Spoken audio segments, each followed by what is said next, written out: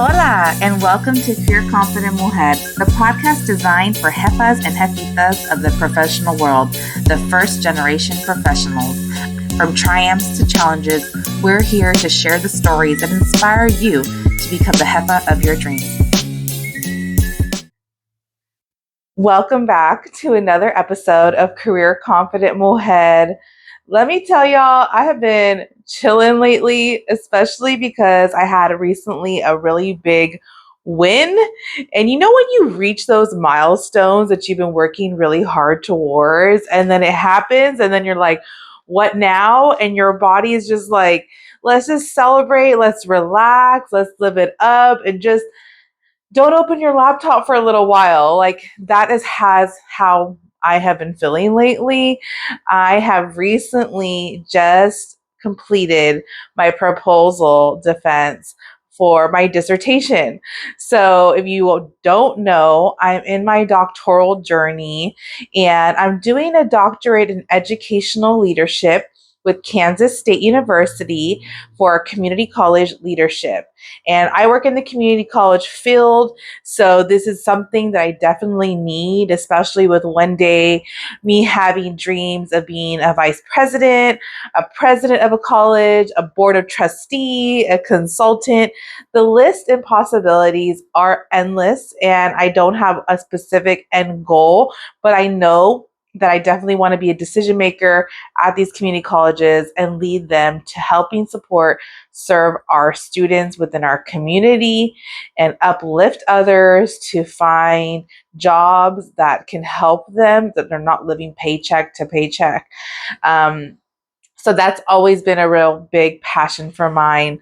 So I have now been in my dissertation program for a while, and a lot of people have been asking about what is a doctorate, what is a dissertation, what is a process for doing what I'm doing, and what does it consist of. And let me tell you, being a first gen professional, and I only had dreams of going towards a bachelor's, right? I have four sisters. I am the first out of the four to get a college degree. My parents did attend some community college, but they did not earn a college degree. So I am a first gen college graduate. And I only dreamed of a bachelor's. Like that was, the cake, right? Like if I got a bachelor's and did that, like that was all I needed. That was all I had ever really dreamed of, especially because I had heard that it was so hard for people to even graduate. Once you go into this world, you realize that there are a lot of other Latino students, but the norm is that a lot of people that are people of color don't go to higher education institutions. They usually go into the blue collar workforce, working for a union. They just get hands on into their jobs. And going the college route is something as seen that is like only for those that are successful, only for those that have money, only for those that are perfect in their grades, right? So for a long time, all I dreamt was of a bachelor's. And eventually I found myself getting my master's and then being provided the opportunity to get my doctorate. And where I currently work, they have collaborated with Kansas State University, where we have basically my class, it consists of other people that work at the college as well. So it's really cool because they're my colleagues and I get to work with them in the classroom, in the academic setting, and that has built my relationships with them as well in the workplace. So I love that aspect. So today, for this podcast episode, I wanted to talk to you about things that I have struggled with in getting my doctorate. I haven't earned my doctorate yet. I am considered, though, a doctoral candidate now that my research has been approved. So I'll talk to you all about that. But I really want to show you what I've been learning on this journey. Whether you are aspiring for higher education, or you just want to know what it takes and you want to get inspired by my story, tune into this podcast so that you can hear more about the challenges that I've faced and how I've overcome them and navigated them as a first generation person of color in my classes. And how do I navigate these spaces with confidence? So let's get started. I'm excited. So let's backtrack. So my doctorate program lasts about 3 years. So that's 3 years of coursework. So for 3 years, I've been in classes while working full time and having Career Confident Mujer and being a mom. And I really enjoyed it. Some of the classes, because it was during COVID, was primarily online, but then we did meet more on the weekends and our instructors would fly out and teach us. So we would have like all day classes, like 9 a.m. to 6 p.m. Now, if you're thinking about getting your doctorate degree, I want to remind you that you should be getting your doctorate degree if you think that it's aligned with the career that you want. If it's aligned with like the career goals that you have, that is one of the requirements, then do it. But if you're thinking that this is just going to add to your resume so that you can get a job that doesn't require a doctorate, I want you to really think about and evaluate why you want that doctorate. A doctorate is not something that you just do so that you can add it onto your resume so that you can get your foot in the door without really having an understanding of how this doctorate is going to impact you. Like let me help you let me break this down a little bit more.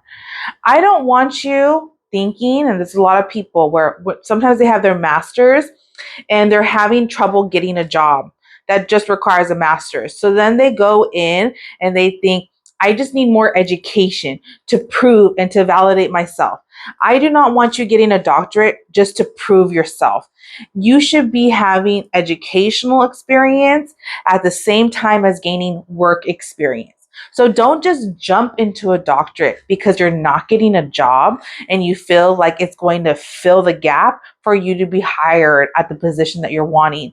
Maybe what you're needing to do is gain more work experience as opposed to academic experience. I've seen a lot of times, there are other people as well in my cohort that are not working in fields that they want to be working in, and they're working in certain departments.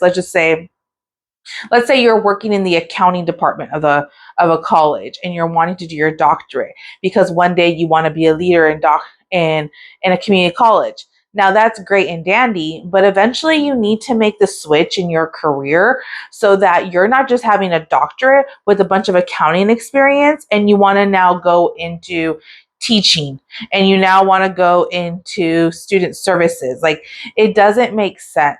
So make sure that when you're getting your doctorate, that you're aligning it with your career at the same time, because you don't want your your education to outweigh your work experience, because then you're going to find yourself applying for jobs and them thinking that you're overqualified and that you don't fit the position because you also are just wanting a higher pay because of your doctorate status, but not really having the work experience to back it up. So, first off, know your priorities on why you're even getting started, because that is going to be the main driver and motivation between you and your goal, which is getting that doctorate degree and getting those signatures.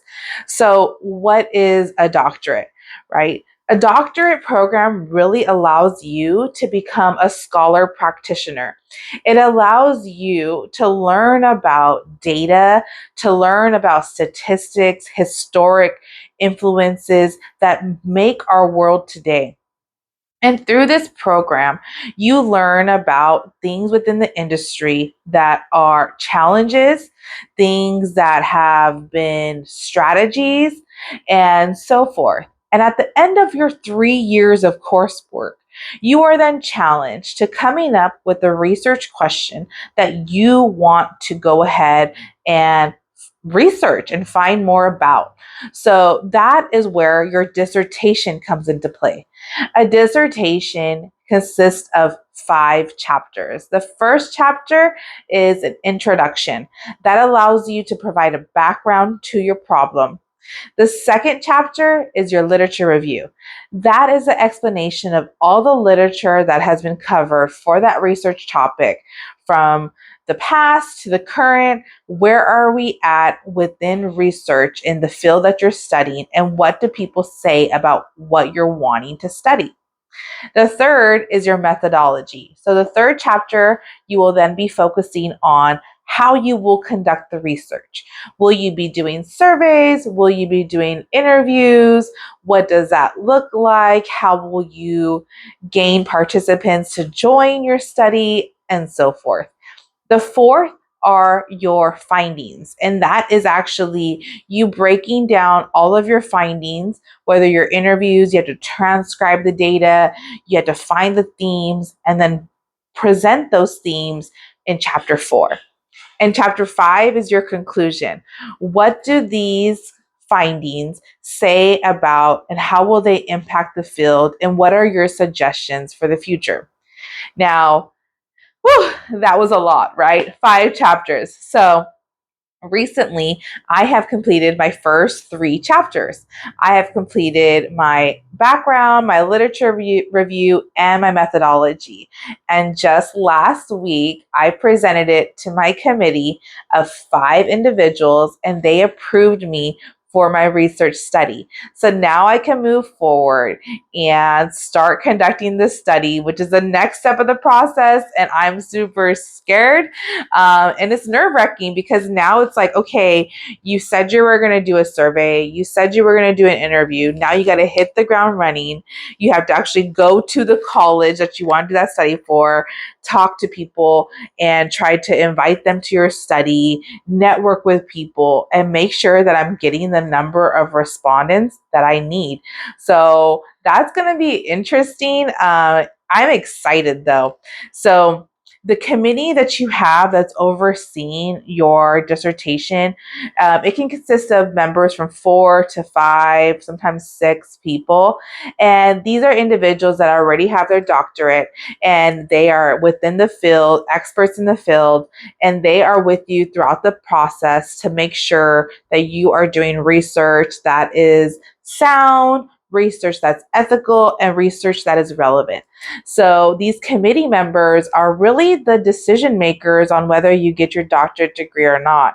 So the fact that I got their stamp of approval with no changes needed to my study was amazing. And that is why for the past week, I have not opened my laptop. I have not done anything because I'm just sitting back and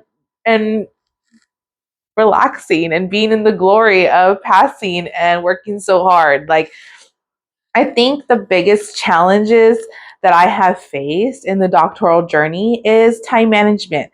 And I have to be able to balance these different roles that I have in my life while prioritizing writing, especially because once courses ended, then you're on your own. It's you and your computer and your chair that might do check ins with you, but it's up to you to see if you have the ganas to complete the project. And that's what I think the hardest part of the doctor part journey is, that you need to know why you're doing it in order to motivate you to continually work on it. I'm telling you, I still prioritize families. When I would do road trips, I would bring my laptop, I would be writing. When my son would have football practice, as much as I would even print out my references that I had and be laying down on a blanket in the park and be highlighting and making manual edits by pen, because I had to do what I needed to do in order to meet my goals.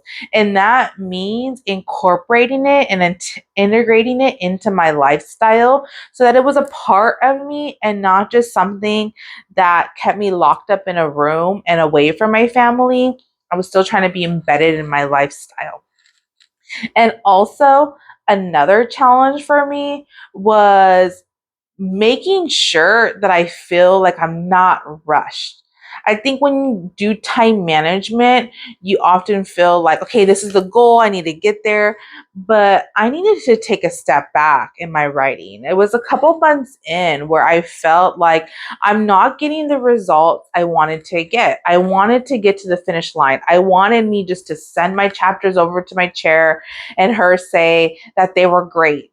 But when it came back with tons of red edits, I was like, oh my gosh, when I had to change my theoretical framework 2 times, oh my gosh, like these were things that I felt like were setting me back, and the finish line just kept getting further and further away.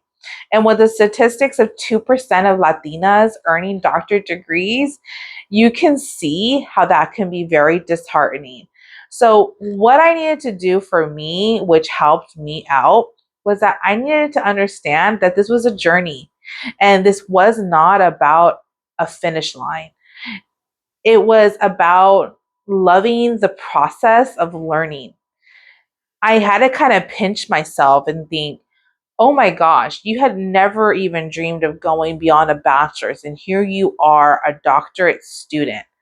When you were younger in high school, Cindy, like you couldn't even imagine yourself being in a doctorate program. And here you are, like pinch yourself that this was once your dream. And I'm not in a rush to the finish line. I'm enjoying the process. How many people can say that they're in a doctorate program with all A's? How many people can say that, right? And I'm not about just finishing it. I'm enjoying this process. This is my last degree that I can earn. I'm 34 years old. I've been going to school nonstop since I was in high school. I mean, I took a year off here, 2 years off before my doctorate degree, but come on, 3 years off total. Like, that's not that bad, right? And what I've learned is that I love the journey. I love the journey of learning. I take the feedback and edits as constructive criticism, and that has gotten me through the doctoral journey with much more happiness and joy. In my last podcast episode, I talked about the joy of failure, and that's exactly it. I'm excited writing because I can erase it later. I can backspace as easily as word vomiting, and it is okay. And I'm challenging myself to not be in a rush. I'm challenging myself to love learning and knowing that this is going to impact so much more of my future. And this is only such a small season in my life. And although it might be hard and challenging, I'm not focusing on the hard part. I'm focusing on the learning part. And when I embrace the learner mode, it makes it so much more fun. So, I hope that this kind of helped break down for you the doctorate program. But more importantly, I just wanted to share my dissertation journey with you all and let you know that sometimes things will come to your plate that you would have never imagined.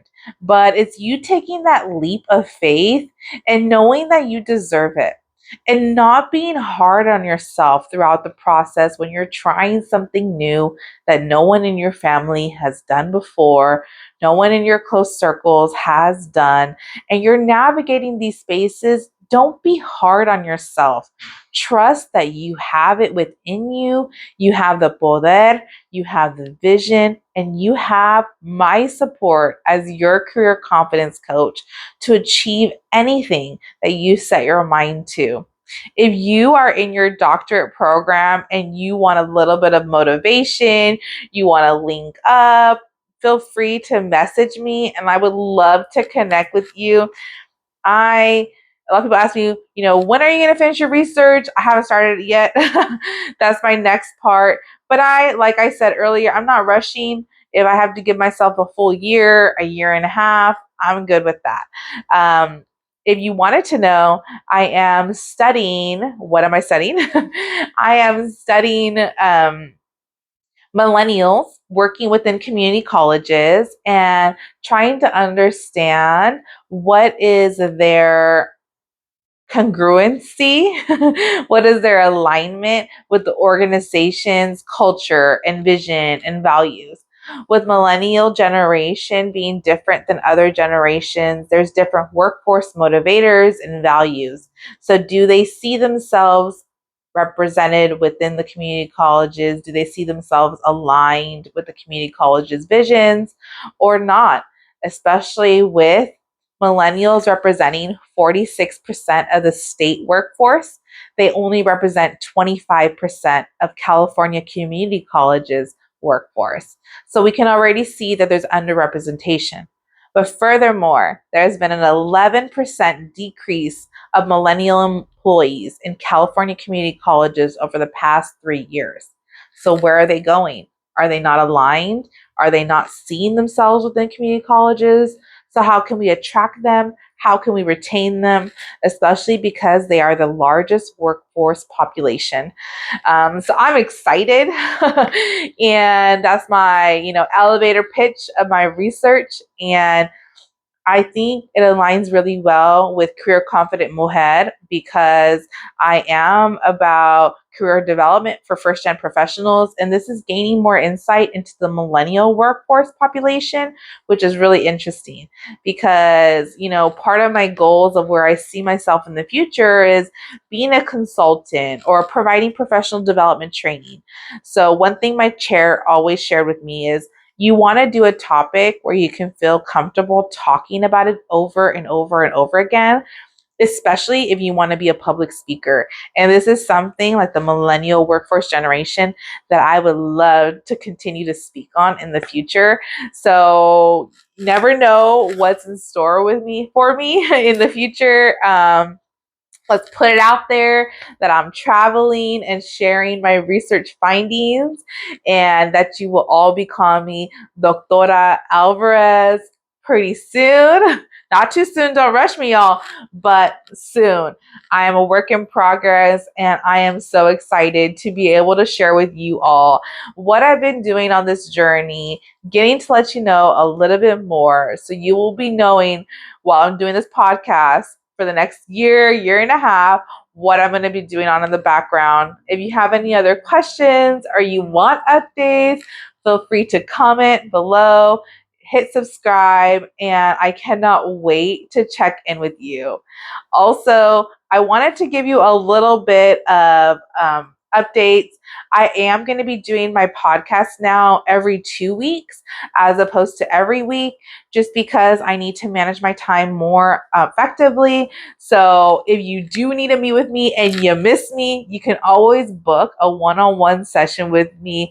Click below and you can visit careerconfidentmujer.com and work with me to help you meet your career goals. Until next time, bye. Thank you for joining us on this episode of Career Confident Mujer. I hope you found inspiration and valuable insights to fuel your own career journey.